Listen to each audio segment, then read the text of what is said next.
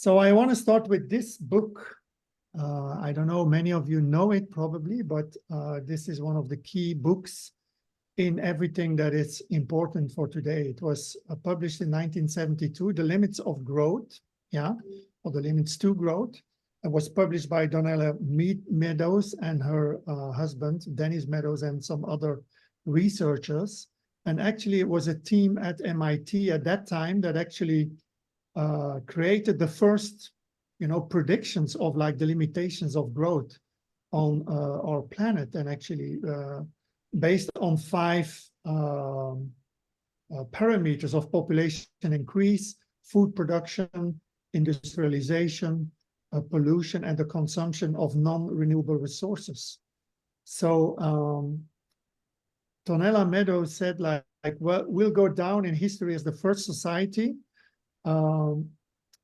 that will not survive itself because it wasn't cost effective.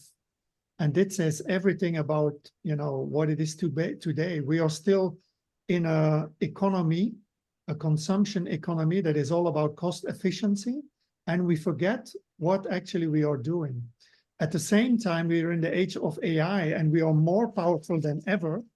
And we can actually, with the use of AI and in a perfect symbiosis of technology, we can actually do amazing things. So meanwhile, now, more than 50 years later, we have learned a lot more, but we need to learn how to co-create and to collaborate in what actually we can, how we build a different type of economy, how we build a different type of systems.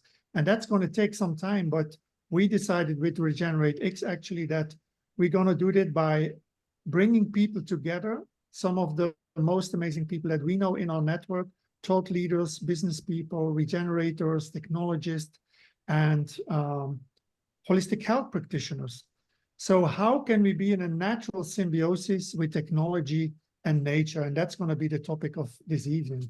But before we go into content, some quick overview of basically what the program is about. So Regenerate Business Innovation is a 12-week program. It's an online program. We have 6 modules, 19 sessions, and topics range from, regenerative innovation, the economy, regenerative design, technologies, how we can build an ecological civilization, and how we can learn how to collaborate.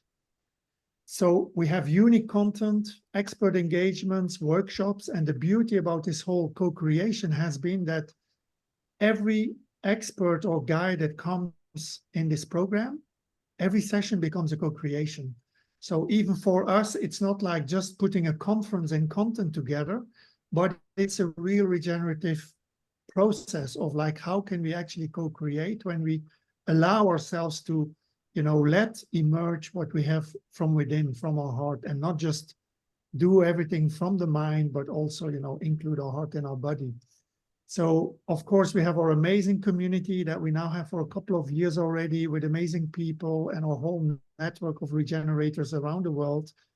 We have holistic well-being practitioners, and the first module is actually all going to be about how do we stand in life, how we can actually create a better connection with ourselves, and then in our relationships with others, and our relationships with work and with nature, and how that is important for everything that we create. So stop creating out of the paradigm of suffering, and how can we create really out of the paradigm of love and compassion and vulnerability.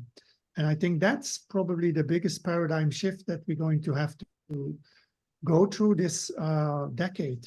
So it's also a community and a program that is beyond theory. We don't practice theory. There's a lot of theory out there on regeneration, but we really want hands-on sessions facilitating real-time applications and regenerative concepts. And actually we bring in our partners also, so you can actually start working immediately with our partners on DHO, with AI, with holistic health practitioners. We have banking and holistic banking in there, with our Impact Flow Bank in Brazil, and who have an entire different system of how we can approach banking and finance. And we also work with our partner HiFi, of course, of how we can build decentralized organizations, a key element also, especially in the development of artificial intelligence. We also have inquiry circles where we go do deep listening to ourselves and also to the information that is received. Is it really received in our body? Is it not something that we just store in our brain again, but is it something that we can really receive with an open mind, an open heart, and also with, fostering open dialogues and cultural exchange? And then also we intend also to augment our regenerative capacity, with our ecosystem partners, and we have a pilot partners also that will move us through the project. And if you are interested, you can just join with your company, with your project also. And in 12 weeks' time, you should have a complete overview of what it means to regenerate your business, your company, your organization. And from there, that's just the beginning, that's just the start, but it's a very important step. It's a very important awareness also. We have amazing speakers. You can all see on the website on RegenerateX.co or X on board. People from Douglas Rushkoff, Ashley Pollock, Jeremy Land, Lane Horrison, Michelle Holliday, Brandon Graham Dempsey, Lisanne Buik, or dear Lisanne Buik, and Nick Sarafa, of course, and then Veronique Letelier, also from AXA Climate, and some other speakers that you can see on the website. We also have a partnership with the Earth Elders, who are our indigenous wisdom partners. They are basically an association. It's a nonprofit association that gathers elders from all over the planet, from different cultures, and they actually hold space for us. And we also give 10% of our profits to this association. We will have sessions with Mindahi Crescencio, with Rutendo Nigaga, South African indigenous wisdom, and then, of course, Laila June, who's an amazing Navajo teacher, wisdom teacher, and also artist and musician and poet. The program is basically targeted for CXOs, founders, entrepreneurs, academicians, consultants, and also wealth stewards.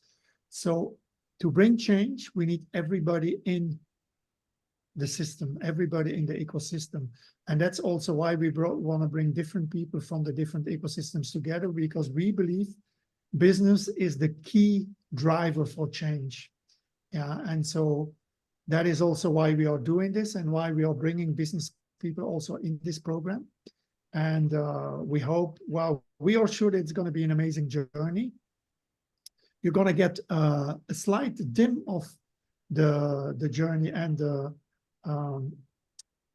atmosphere and topics that we will cover in our 12-week program this evening with Nick and Lisanne.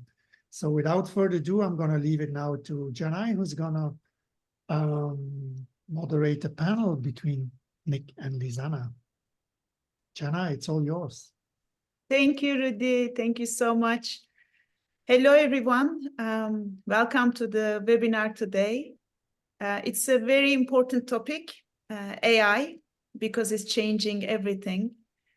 Not just in our businesses, in our lives, the way we grow our children, the way we communicate, the way we even consider ourselves as humans.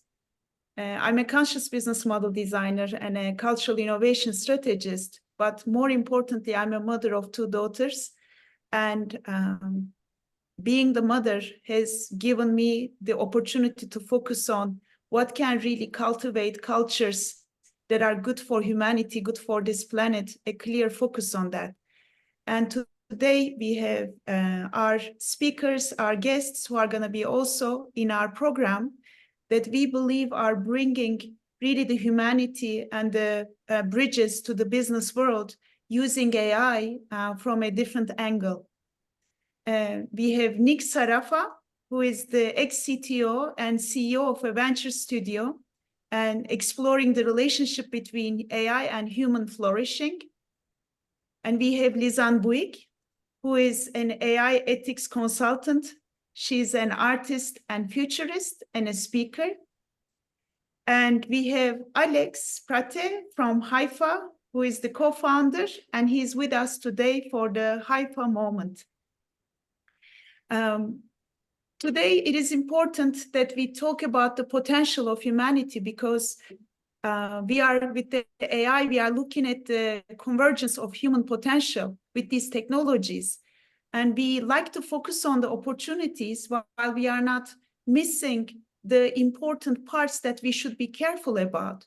And when it comes to across the implication across different domains, whether it's business, agriculture, tourism, health, education, art, or even nature preservation, improving the agency of humanity for all life of Earth is our mission.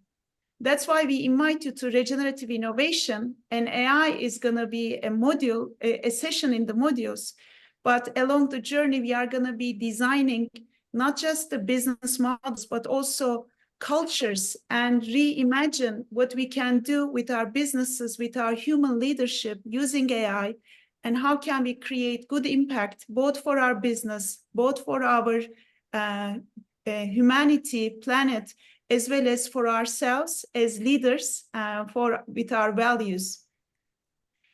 Without taking too much time in this intro, I want to invite Lisanne and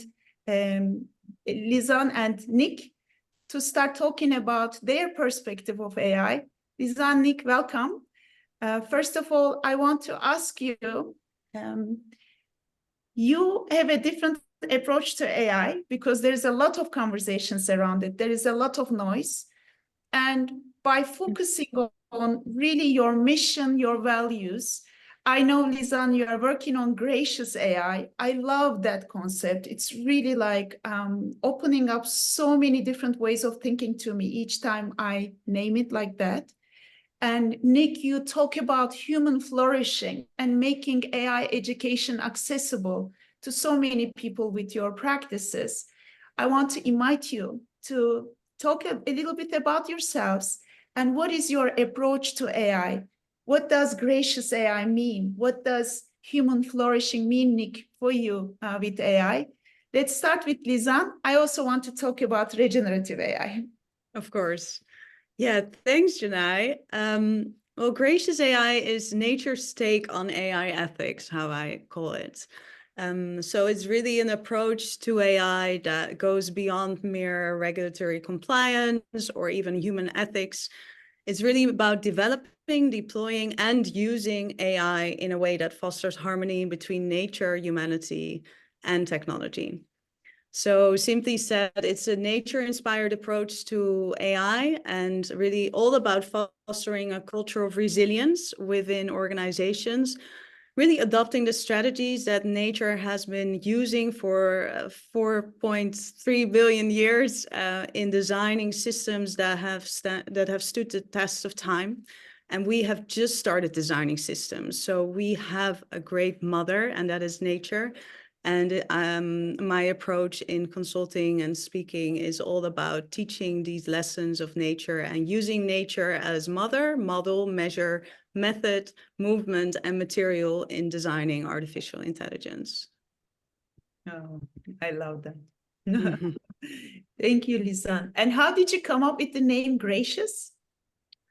Whoa, it was really like a deep aha moment that grace, the algorithm of grace, it was a deep internal, actually kind of spiritual experience that this is how nature metabolizes and creates cycles of degeneration and regeneration. So grace is really nature's approach to bringing back to her whatever is not in alignment and creating a new cycle of it. So it will always give us a new opportunity to innovate and to continuously improve. And that is what graciousness in artificial intelligence would also mean. It would mean to develop these systems that are constantly adapting to new insight, new trends, new lessons, and become flexible enough to navigate the ethical and innovative challenges that we face.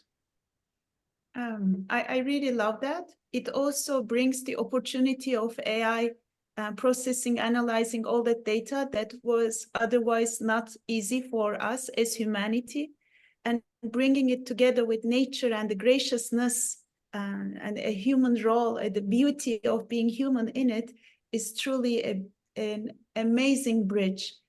Right. Most of the time when we are with business leaders, you are also doing consultancy, and in the program, you are going to facilitate a session about this. Some of the questions that I'm receiving are about, yeah, this is great, and being inspired by nature is amazing, but like, do I need to disrupt everything that I'm doing in business and restart? And there is this challenge of wanting to meet the metrics, the goals of the business, and at the same time, doing the right thing, thinking 7 generations ahead. So in your consultancies, when it comes to practicalities, how do you really approach to business needs plus doing the right thing for longer term while making it gracious? Yeah. Yeah, well, it's a step-by-step process, because let's be fair, what businesses currently need is they need practical insight, they need education, they need tools, they need guidelines, they need regulatory compliance. So this is what is most needed now, and this is what I also cater to.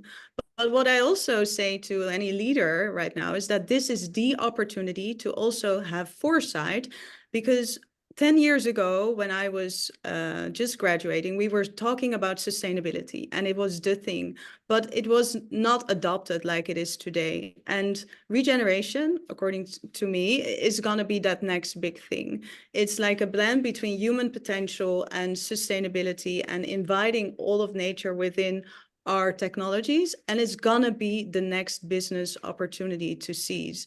So any business that would now work with me or with any other regenerative consultant would want to take the step that is now necessary of adopting AI and doing the things that you need to comply, but then also already looking ahead to what's coming and actually taking like a competitive advantage by being regenerative and designing AI green and sustainable and regenerative from the start. So that's my answer to that. So it's a step-by-step process, and it's not tomorrow that we would have all gracious algorithms. We have to be gracious with ourselves and take it slow.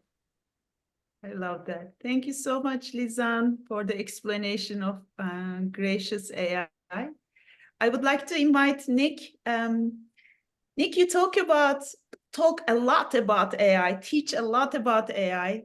Would you like to share a little bit about yourself, what you're doing, and what you really mean human flourishing with AI? Yeah, so my background, software engineer, CTO.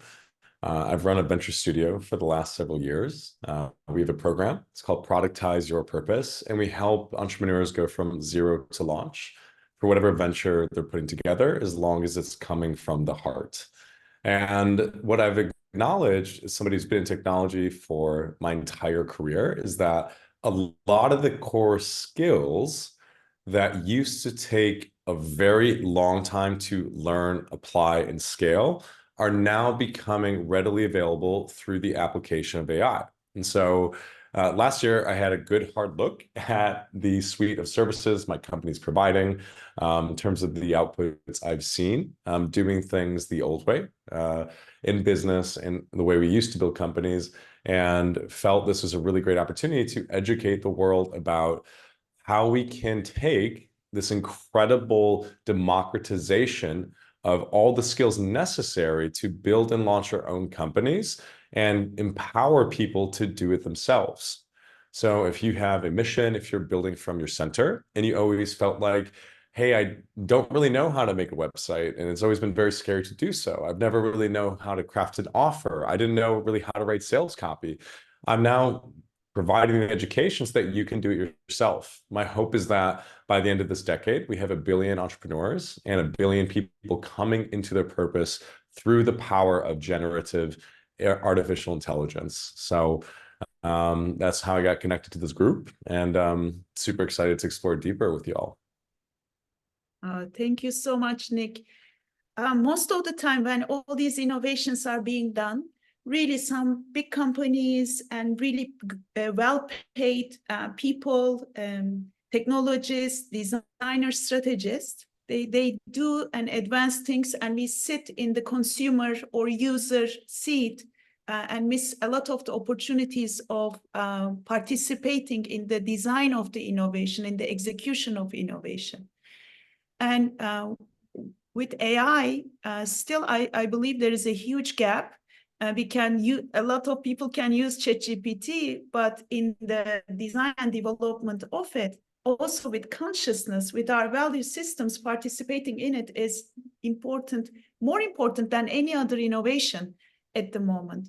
So democratizing it, inviting people to learn about it, and also making it in a way fun and joyful. I believe it's gracious is very important, but fun and joyful is also very important. These are great services. And when you aim to have 1 billion entrepreneurs who are using AI and also serving to that, what are the biggest challenges that you are seeing in the people learning about AI and participating in AI? Yeah, so when we talk about decentralization, I know this is like a big term and everyone's like blockchain and this and that. The other thing that's becoming decentralized is access to these hard skills. In the past, you had to spend 15 years to learn how to be a developer. You might have spent 10 years learning all these different entrepreneurial skills. Before, you might have a purpose, right? And then we have to go hire dozens of people. And then through this process, if you haven't been through it before, there's a little heart for you guys, AI.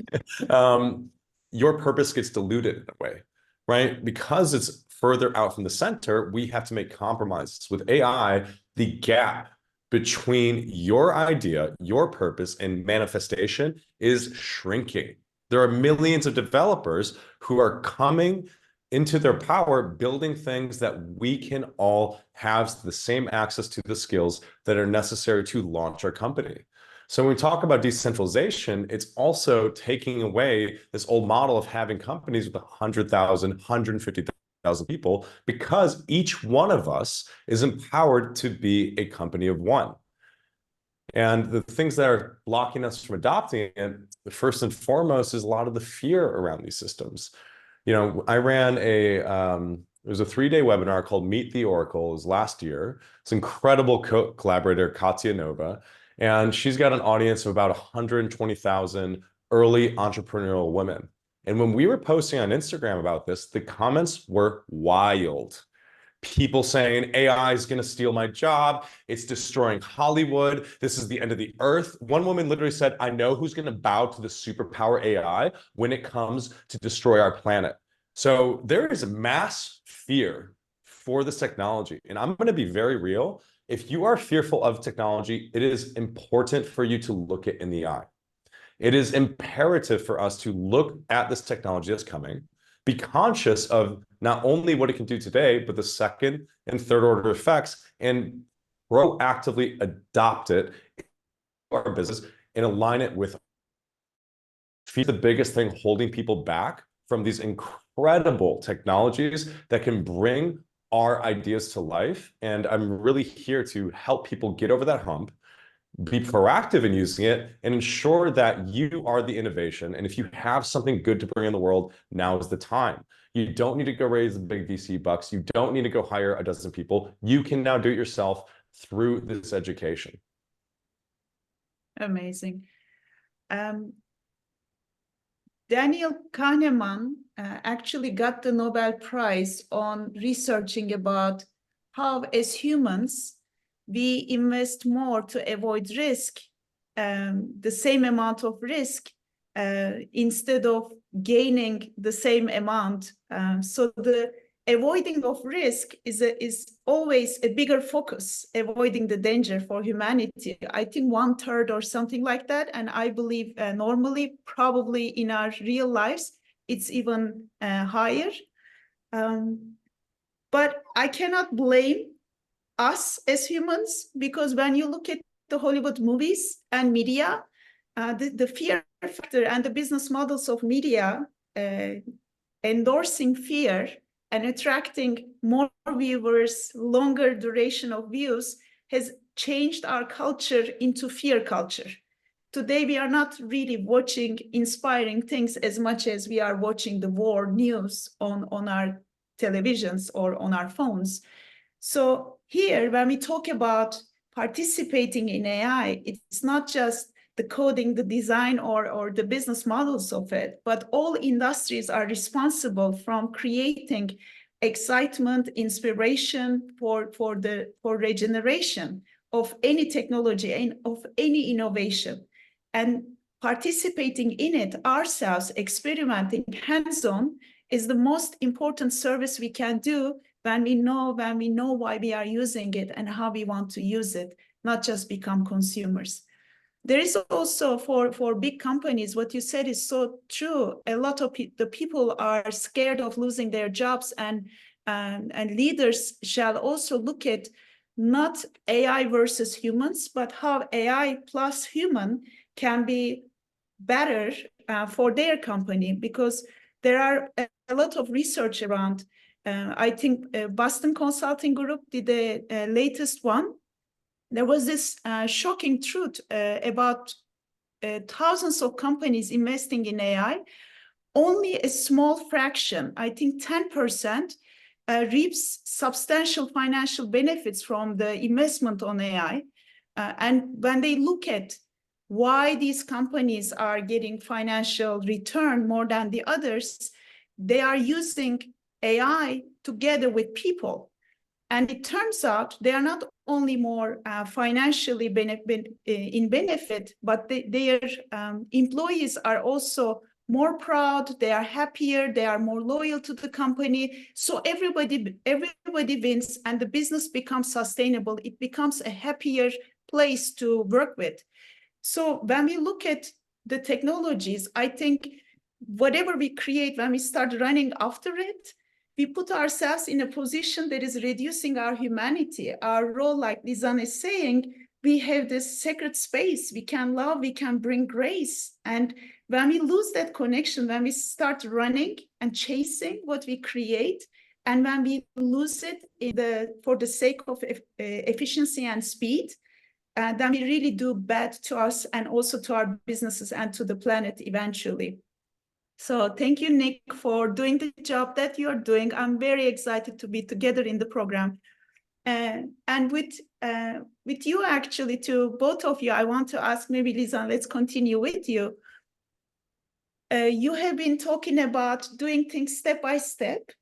And obviously, there is a transition. One of the biggest things I believe we are learning is to be comfortable with ambiguity and being experimental. Taking things in our own hands, that sovereignty, that decentralization we are talking about, and we understand that there is no one hero or heroine who is going to come and save us and fix the problems of our lives and the world. And when I noticed that as a mother, I was like seeking for an app or something in education. I'm like, no, as a mother, I'm the one, because I know technology, I have the design world, I'm coming from that background. It is me who needs to take responsibility. Now, my question is about the company, organizational leaders and founders. What do you believe are the most important qualities, most important attitudes, focus, mindsets that we need to cultivate to be able to go through this transition with grace and with success and with regenerative impact? Yeah, well, a very, very, very important part of that is to be open to the imagination and to visualize future scenarios and make these abstract ethical decisions and ethical trade-offs that we make today more tangible through experiences or visualizations. And this is what I've been doing with my art, and how I've been working with the Dutch government already for 3 years on a policy trajectory for establishing new standards of water and land management. In Holland, we are below sea level, so we have to face rising sea levels. And instead of adopting the same mindset of raising the dikes and controlling nature, how can we have a more regenerative approach to that? So they invite me as a creative strategist to think along with policymakers and offer them visualizations and materializations of future scenarios. So that is an example of how collaboration and interdisciplinary approaches are so important for leaders to adopt. That's one. And the others are all to be, you can also always look at nature and see how nature is adaptive. Nature is flexible. It's always looking for strategies to be a win-win for everyone.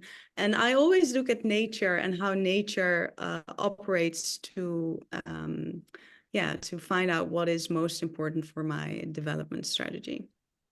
Yeah, and on the other hand, there's obviously also, this is the inner movement that is happening. And on the other hand, in AI, there's also the real reality of regulatory compliance coming up and stakeholder demands. So currently 83% of consumers, and especially in Generation Z, really demand companies to act sustainably and ethically. So I think different from 10 years ago, companies who will not adopt a sustainable regenerative approach to AI will face stakeholders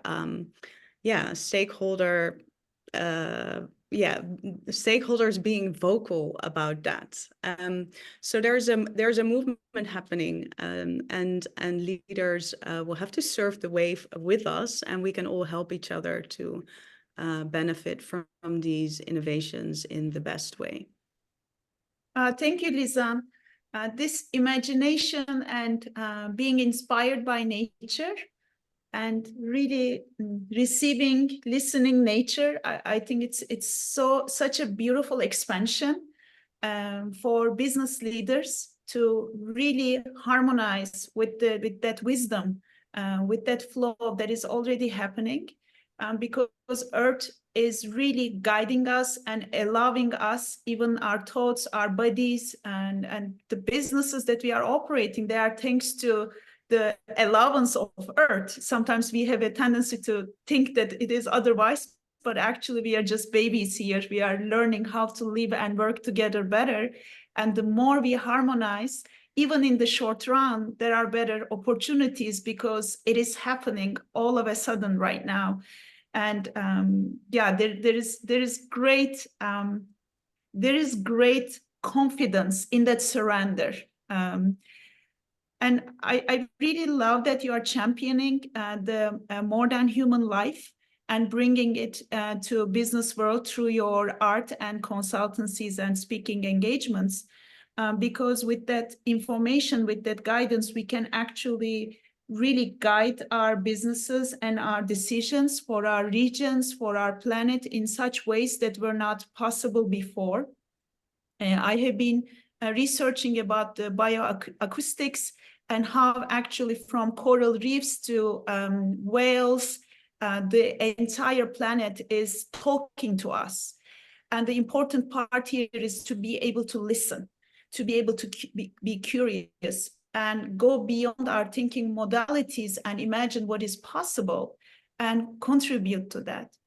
And the transition you have made about, it's not just about imagining good things, but it is also like regulations. It is the need of the customer. So it is important for not just the survival of the planet, but also survival of the businesses today. Because if you don't adapt, if you don't start flexing these muscles, then it means you're not going to be relevant tomorrow. Which is actually connected because the data point that you have made. I mean, with the data that we collect now, anything is possible. We are seeing the dangers of deep fake and in the biology, so many things, threats. But at the same time, when we are receiving the data of nature, you can use that data to hunt the animals, or you can use that data to really regenerate the coral reefs or avoid the ships to travel when the whales are for example, traveling. So it all comes to humans awakening to our role here through our businesses as leaders, as humans, as mothers, as fathers, as fellow earthlings. So better get ready, step by step. Yes, definitely. Yeah. Jumping into what you said, so just an example of, to make it even more concrete, of how we can gather these data from nature and actually work with nature as a resource in a win-win situation, not by using it, but by collaborating with it. So for instance, for the Dutch government, I made these future scenarios about our coastal lines being more fluid. So we would give a little bit more weight to the water in our country. And on that water, in combination with AI sensors being measuring bioindicators from the tides, we could grow algae and seaweeds in the, let's say, the buffer zones that would sometimes be flooded and sometimes not.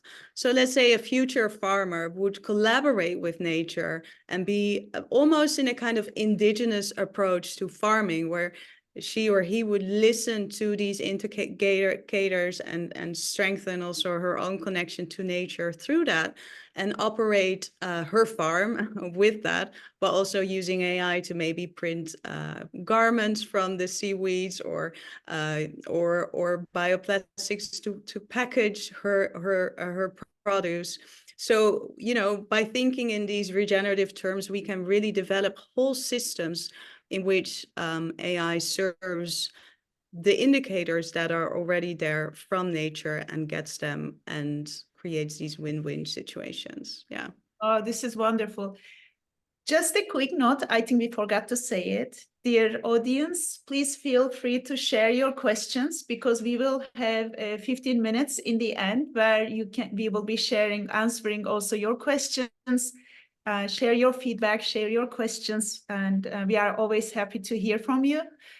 Lisanne, I think one of the most important things about regeneration being place-based with your example becomes so beautifully obvious, because with most of the technologies, with this globalization movements, we have lost that local texture, that local impact, that local touch with the earth, with the land, with the water, with the people, the culture. And by doing it place-based like that in the region and connecting the tissue and all the beauty and the intelligence of it, we are seeing in your example how AI can be regenerative and how AI can be for life. This is very exciting. Thank you so much. There's even a term for it. It's bioregional indigenous. So instead of, we can focus on being indigenous wherever we are and do the best we can to steward our environment with our work. Yeah. Actually, you reminded me of, I really relate what happened with agriculture has a potential and risk to happen with AI.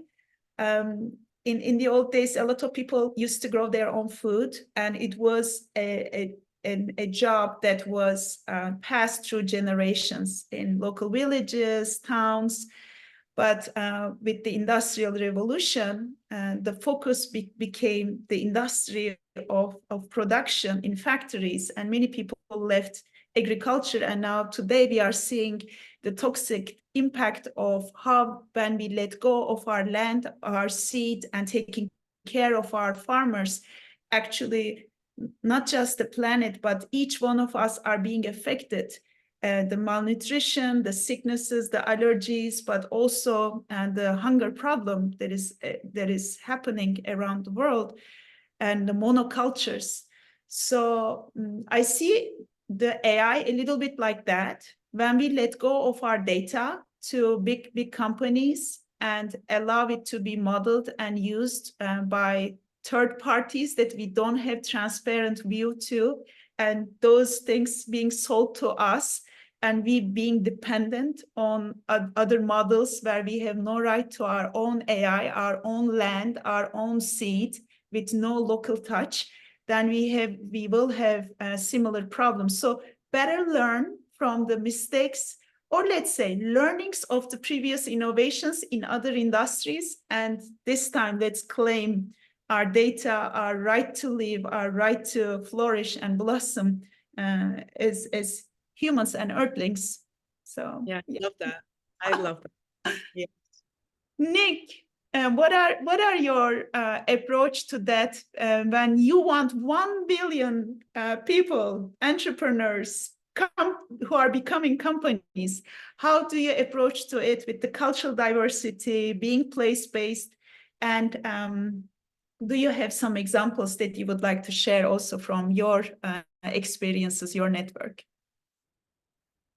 Yeah, it feels like we've now unlocked these superpowers for anybody who is willing to learn.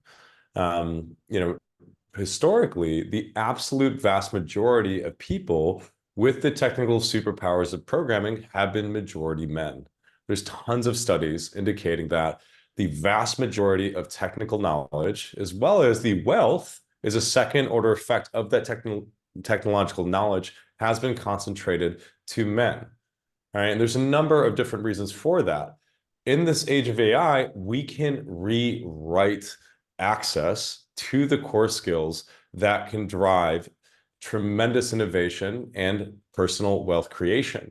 That's why I'm so adamant that everybody pick up these tools and get learning. When I talk about 1 billion individual companies, I want people to feel empowered to look these things in the eye and to apply them in the ways that they see fit. Now, will that mean 1 million individual corporations? Maybe, but giving everybody the ability to be the film director, to be the software engineer, to be the musician. Think about all the things you wanted to become when you were a kid. All the ideas that you've had to leave on the shelf and you weren't able to actually bring to life. Through this technology, you can now do so much more, but we have to get over the fear. We have to get over those limiting beliefs that say, I'm not an entrepreneur. I'm not technical. I am not this and that. If we can break past that, empower everyone with this baseline education, I believe we're heading to a world where we all have these incredible abilities and we can collectively manifest a better future. I love that. And I really am so passionate about women participating in the innovation of these technologies and in the application, the business model designs, the communication, the experience, and the wealth creation and circulation, as you have shared. In the heroine's journey, we have seasonal labs, and one of the labs is focused on regenerative AI. We started with conscious business design, regenerative AI, and regeneration, and life-centric experience and communication design. And what I'm seeing, especially with middle-aged women, is that there is a tendency of not approaching to it because we think it's another person's job. I believe the younger generations are more open because they are growing with these technologies. But our generation and older generation has a tendency to stay a little bit away. So with this AI and the decentralized technologies like DAO, with Alex will share, now we are all invited to participate, no matter what our gender, culture, education, age is. There is always a way to participate because that's the way, human awakening in our sacred role of experimenting, getting hands-on and taking responsibility from our choices, our designs. And even when you are putting a prompt, now you can create apps like I have seen yesterday. So your prompt, like in life, is creating tangible results now. So we are all responsible and better consciously and with love. And for flourishing your life, your business, your dreams, let's get hands-on. My question to you, Nick. You are talking a lot about individuals. How about companies, corporations, where they have employees, they have systems, they have already working models? How do you guide them, suggest them to transition into where anybody can do anything type of all is possible world?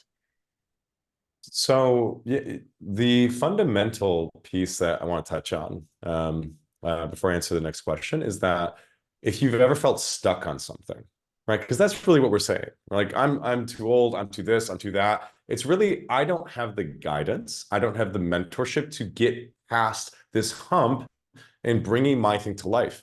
Now you have a super intelligence in your pocket that you can talk to 24 hours a day that can answer any question that pertains to what you want to do. So when you want to do this at a business level, this training that I've been giving really is reserved for the businesses that want to empower the people within their companies.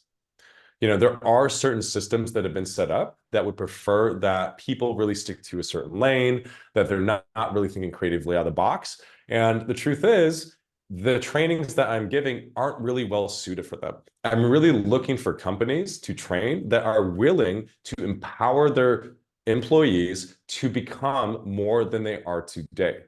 People, when given access to AI, access to no-code tools, and learn the fundamentals of stringing together superintelligence using no-code tools, they effectively become a software engineer. So at a leadership level, this also means a restructuring of how we think about building companies, where we might have broken down a specific entity into 5 different roles that all have this sort of chain of command.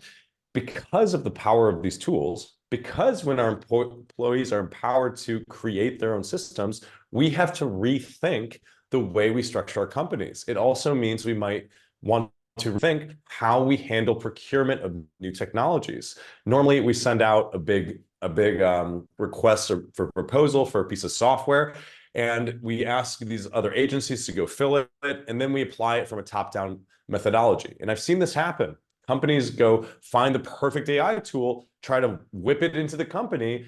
People get very scared, and they end up throwing it out the trash anyway. The approach that I encourage companies to take is to empower the employees, give them the baseline education to create their own solutions. Don't go to the RFP and go to procurement mode and do things the way you used to. Instead, empower your employees to be able to engineer their own solutions. They can do it, right? So there's a lot of, and like going on to businesses, there's also a lot of big decisions that need to be made, right? So when it comes to what we are doing from a process perspective, a product perspective, a people perspective, we need to reevaluate everything based on the exposure of our people, our products, and our processes to AI, right? So we need to evaluate everything within this new context and be mindful when these shifts take place, right? So just yesterday, okay, this is brand new technology. Midjourney launched a very specific API that allows me to pluck my face out of a picture and create images for it. That means in one prompt, I can create thousands of different high quality headshots for my face, custom built for myself. That has a big impact on any job that generates images. That's for ads, that's for photography, and that might mean a lot more for your company. So when it comes to these big shifts that are happening every day so rapidly, we need to keep our finger on the pulse and continually educate and give our employees a chance to look these technologies in the eye and implement them ourselves. That's what I encourage people to do. Yes, when all is changing, instead of trying to control and sustain your old ways of doing, creating containers, environments, cultures, governance models where you enable people to experiment and find ways to bring it to life, productize it, make revenue models out of it, and find your role in an ecosystem of players. Don't try to do everything yourself, but connect in ways that you can flourish ecosystems and go and run for life-centric goals together as humanity. I'm really excited to be human at this age, right here, right now, because anything is possible. And it's truly a matter of decision and fate. And for that fate, we cannot just follow what we have been trained for, but we need to follow really our hearts and use our beautiful minds collectively in ways that we only can dream in our lives. Now it's happening, like with the example you have shared, Nick. So that's why actually the Regenerative Innovation Program, in those 6 modules, 19 sessions, we are touching to different perspectives, how we can reimagine, unlearn, and relearn, and apply some of these scenarios, future scenarios, starting from today. because most of the time, it is not a lack of money, lack of technology, lack of people. It is a lack of thinking and imagining. And in order to renew it, regenerate it, being a container, a community of practitioners with people, with experts, with ecosystem partners who can bring it to life, is our belief is a great change theory. And in that, the business model design, the investment models, because if we keep on investing in for sure and control things, probably you're not going to survive. So we need to change the way we are thinking about how we are investing our money and how we can actually fund our ideas as well. We need to reimagine how we are governing our companies and our startups. We need to reimagine also how we are inviting the communities, not just our teams, but also the ecosystem players, so we can be community-led. How we are collecting and really utilizing the data that is giving people the self-sovereignty. But most importantly, how we are thinking, designing with life centricity in the heart of everything that we are doing. And that's, I believe, is the most important question that the business needs to really restart at that point. Yeah, and I'm so happy that we have people who are already doing it. Lisanne, Nick, let's also invite Lisanne. One final question to you. What are you gonna be bringing to the program? Briefly, let's hear from you. Yeah, during my session, we will deep dive into AI ethics and really from a very gracious perspective, a very playful perspective, learn about the importance of it. And well, we will go into immersive case studies and interactive exercises, coming out better equipped to apply AI within the organization or train employees in the organization better. And eventually is what Nick says, you want not to impose ethics or AI ethics on anyone. That's not possible. We want to cultivate a culture of regeneration within people, and people feel equipped to take responsibility and face these challenges and face the ethics of AI, in this case, with grace themselves. So in my workshop, in my session, I will give the tools to start doing that. Looking forward to it. Thank you. Nick?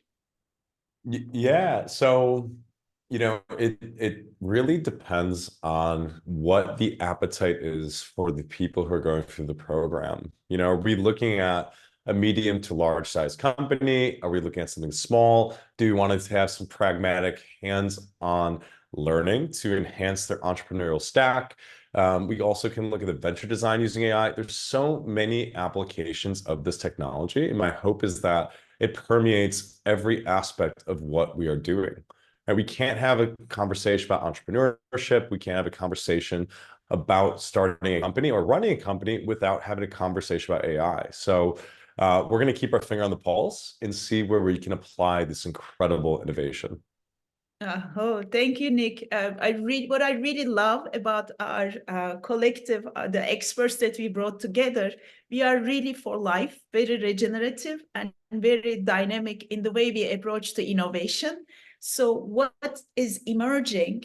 So there is no cookie cutter solution or presentation, but what is really emerging during this journey to be relevant to your case and to be applied in your real life, or needs to be resolved and healed and transformed in you or in the community.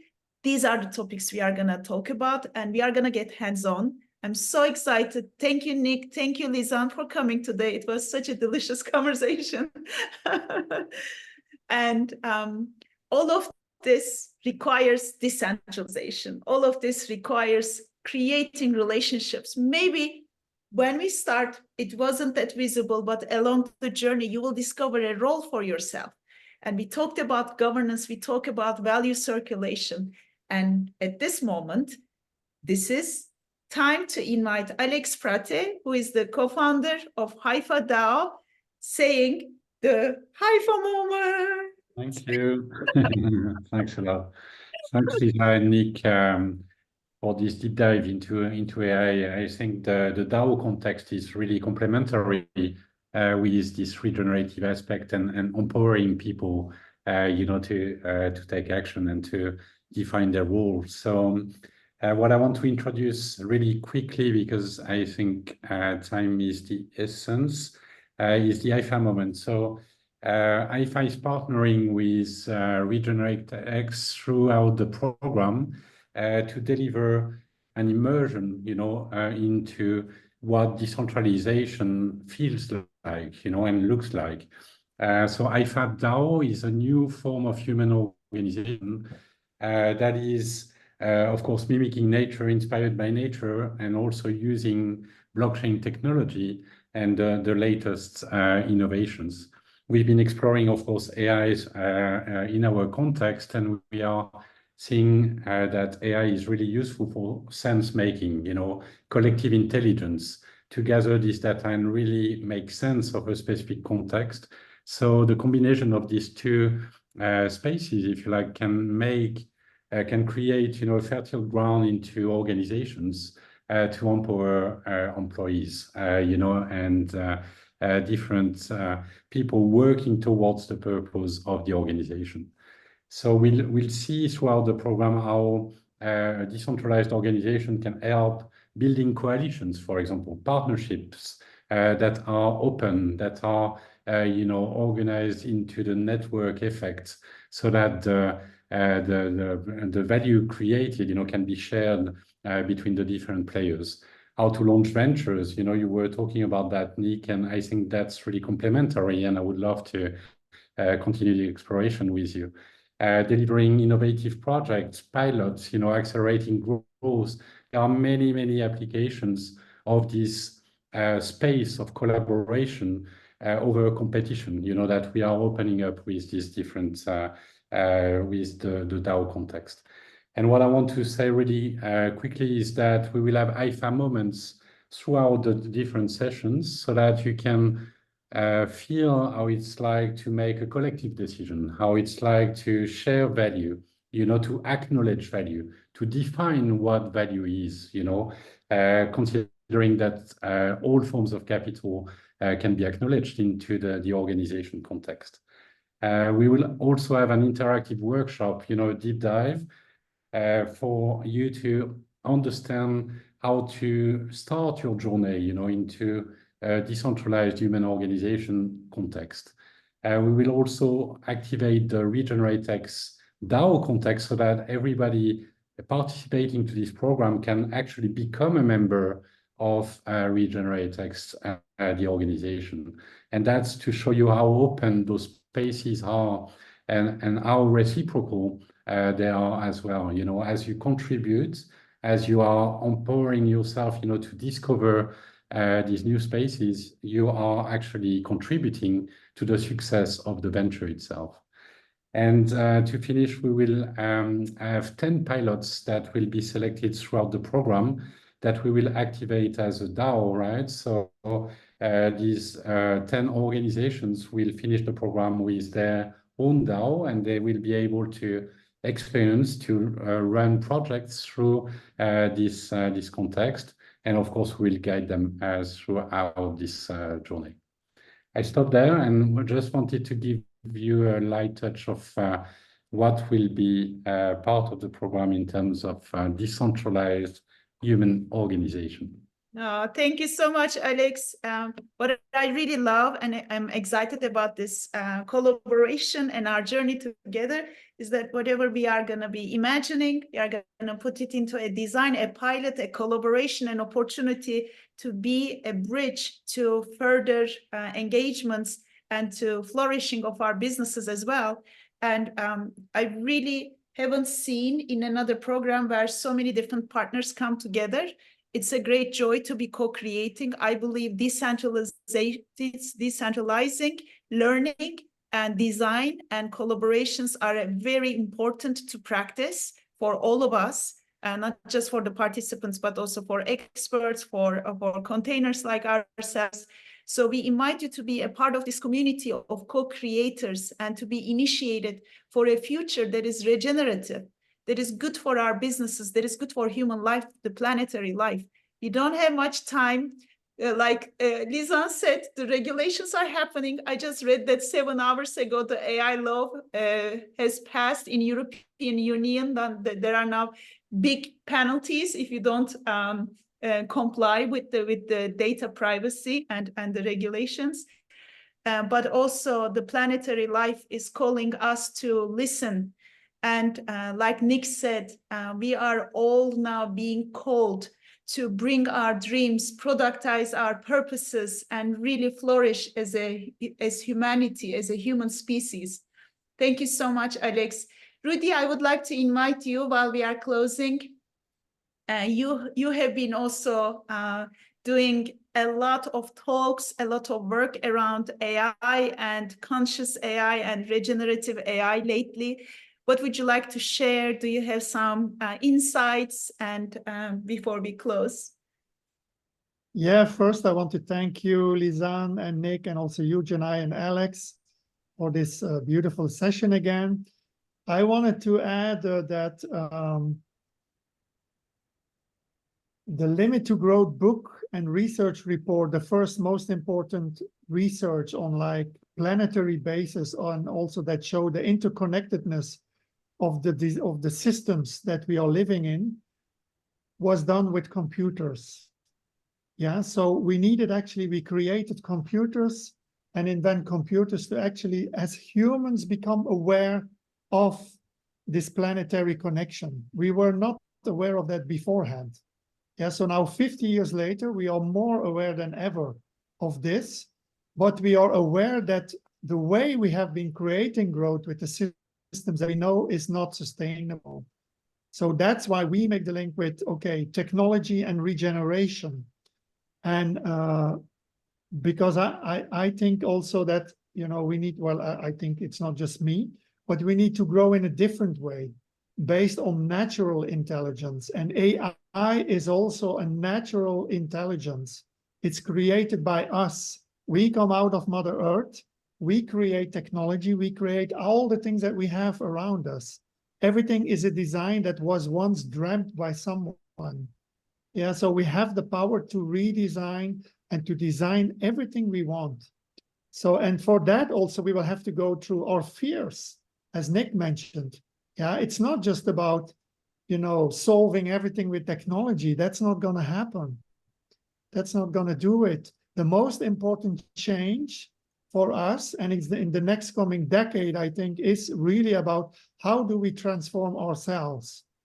And then we can think about what is that relationship and transformation, you know, that we can provide as a gift of life in our relationship with others, with nature, with technology. And when we make that difference and awareness for ourselves, then we are able to create and collaborate and design from a different perspective. And that is what needs to happen. I had the experience lately with a group, a client, which were all educators, and it was about the future of AI. And I did a 7th-generation meditation. And that I just wanted to guide people basically of what AI and the world of AI is going to be with their children, their grandchildren, great-grandchildren, and so on. And more than half of the group saw that as very fearful, as Nick was also mentioning. And I think only 1/3 of the people saw very positive things. So, but then we can ask ourselves, like, if we have that fear now and we are designing things and educating towards our children, we are designing systems. How are we designing that? We are designing with fear integrated in the system. So when we make the right, you know, process of like, first, you know, like, let's make sure that we design good things and we design with love and with a future that is sustainable and regenerative for our children and great-grandchildren and all many generations to come, then we can design differently. And that's also what we're going to do in our program with Regenerative Business Design. So thank you all. And I'm not sure if we do another webinar next week, but next Thursday, we're going to start our journey. So if you still want to join, you can join. It's on our website, RegenerateX.co or X on board. and we have an amazing group of people together. So we welcome you with open arms. Thank you, everyone, for joining. And Rudy, thank Yeah. you so much. The inspiration of what you just said. I want to invite everyone here to ask one question to the audience to receive that, because nobody asked us any question. Let's ask them questions.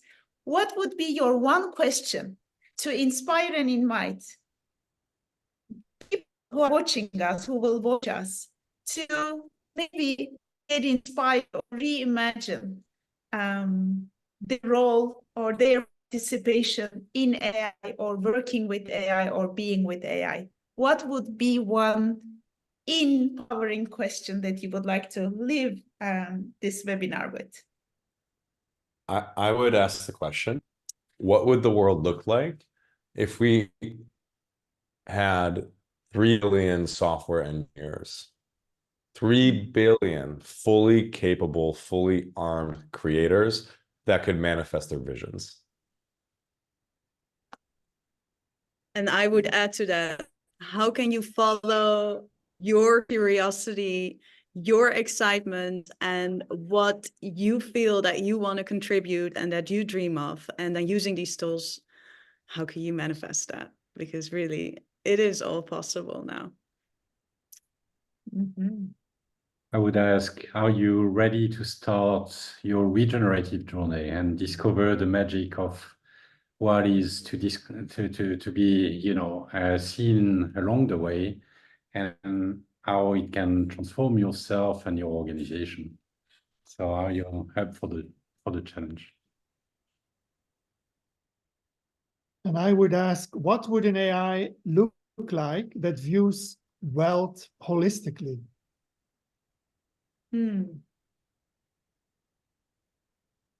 All great questions. And mine would be, I have always one question.